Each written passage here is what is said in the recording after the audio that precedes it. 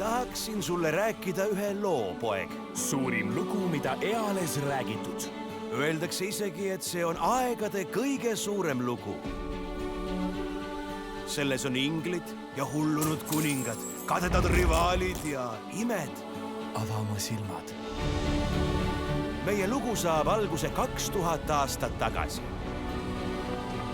Noor naine nimega Maarja toob peagi ilmale imeilusa beebi. Oota, stopp! Kui see pole kuningast, siis mind ei huvita. On siiski nii, et see lugu ikkagi räägib kuningast. Nii nagu oli ettekuulutuses. Vaata, Ulla! Vaata kõiki neid kalu! Jeesusel oli aeg oma sõbrad kokku kutsuda. Ka Juudas Iskarioti. Ta saab iga päevaga järgijaid juurde. Neid keda? Siin pole kõikidele inimestele piisavalt toitu. Inimesed kutsuvad teda kuningaks. Siis me pöörame inimesed tema vastu. Kas sina oled juutide kuningas? Kui Jumal seda soovib, austan seda. Ja sina peaksid ka. Aitäh, issi!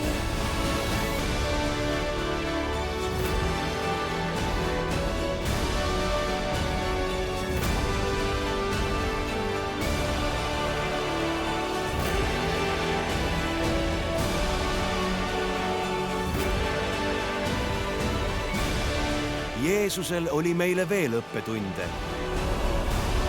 Vaadake! Ärge kartke. Sa oled tõesti kuningate kuningas. Kuningate kuningas. Lugu Charles Dickensilt. On aeg.